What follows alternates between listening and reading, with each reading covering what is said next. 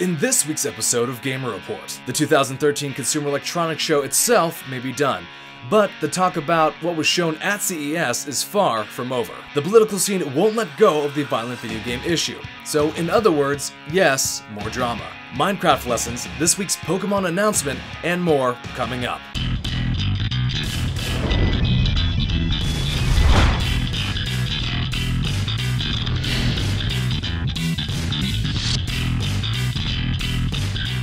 Good day, fellow YouTubians! This is funnyeehn back with another episode of Gamer Report, weekly lowdown of cool new gaming toys. No, really, there were some awesome toys shown at this year's CES. And of course, when I say gaming toys, I mean gaming news. So we could talk about CES for days, but since I got a lot of news for you guys, I'm gonna try to keep my highlights from the show short and sweet. Alright, the first piece of gaming tech is the new Razer high-end gaming tablet called Edge. The base version of the Edge will feature Windows 8, a 10.1-inch touchscreen, a Nvidia GT640M, 4GB of RAM, a 64GB SSD, and an Intel Core i5 processor. Now, the starting price is $1,000, and if you have money to throw, you can opt for the Pro model that will have upgrades such as an i7, 8GB of RAM, and more. To make your wallet cry even more, the base price does not include the extras like a keyboard dock priced at $200 or a docking station which would be $100. So, a gaming tablet? What do you guys think about the new Razer Edge? In addition to the Edge, some of you may have heard about the Nvidia Project Shield, which is a portable gaming device.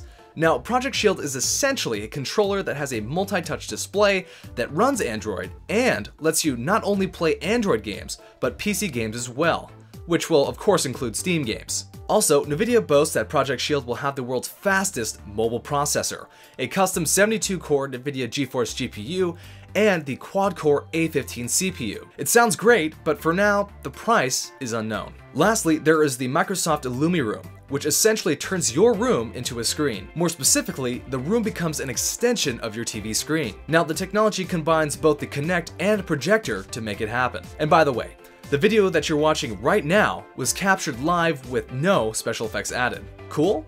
Or not? Alright, so that is my wrap-up of CES. Oh my gosh, CES is so awesome. And if there's anything else that stood out to you from CES, please mention it in the comment section. So remember last week when I was talking about that Connecticut town that was going to destroy violent video games? Well, it turns out that they canceled the event because they feel their point got across, which was, I believe, the awareness of the violent video game issue. So, yeah. These people don't know what they're talking about. My power level is over 9,000. But what I found sadly funny is that now a different town, Melrose, Massachusetts, is pretty much doing the same kind of thing. But instead of trading violent video games, and also what has been included on that list is violent movies and violent toys for, or trading them for gift certificates, they will be giving coupons. Or homework-free coupons. Coupons for a video game? That's like trading a Ninetales for a Charizard. Actually, my girlfriend Kayla, when she was younger and, traded Pokemon cards like every other normal kid her age, well, she actually did trade her Charizard for a Ninetales. And you wanna know why? Because it was cute. Yeah, I know, right? Heresy! Of course, I still give her crap about it, but, love you, baby.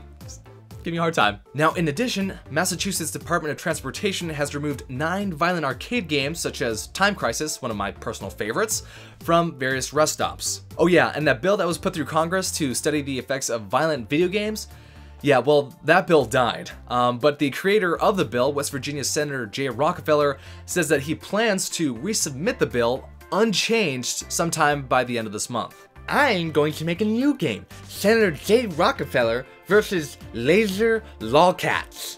Now, we know how politicians feel about video games, but what about parents? Well, it doesn't look much better. According to a study commissioned by Common Sense Media, it was found that 89% of parents in the US feel that video game violence is a problem. 89%? Psh, that isn't even an A. Also, 75% of parents responded yes to the question of whether or not violent video games could lead to real-world violence, and only 17% said no. In summary, parents don't like violent video games, but that's no surprise, I guess. On a happier note, Minecraft! Actually, Minecraft lessons.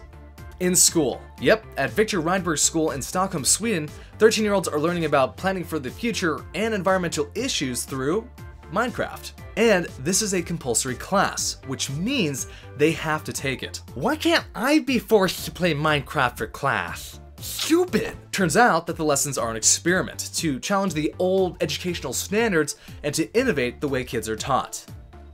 Jealous? So with the aftermath of Hurricane Sandy, much help in terms of manpower and money is needed, and it looks like Blizzard is doing their part to help. Blizzard announced that all the money made in December from the sales of the $10 Cinder Kitty, a WoW pet, well, that all that money would go to the American Red Cross Hurricane Sandy relief efforts. Well, Blizzard ended up giving a $2.3 million check.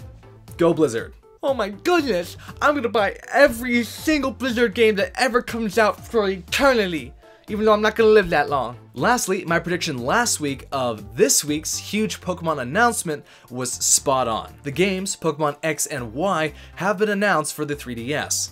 And they will feature a new 3D world and camera perspective, along with a mixture of both old and new Pokemon. The games are said to be released in October of 2013. 9 sales for a Charizard. Oh, that's so funny. It still cracks me up. Alright everyone, well that wraps up this week's episode of Gamer Report. If you enjoyed this episode, or if you think that this whole violent video game drama should just be done already, please hit that like button, comment, and subscribe for more content. And until next time, this is funnyeehn, signing out. I wonder if I can catch Pokemon using the Nvidia Project Shield and then battle Pokemon using the Razer Edge tablet and then breed Pokemon using the Microsoft Illumi Room. Well, besides the fact that that setup would likely cost thousands of dollars, I don't see Nintendo putting their Pokemon games on anything not Nintendo anytime soon. Sorry, man. A nerd can dream, can't he? Jeez, what a nerd party pooper.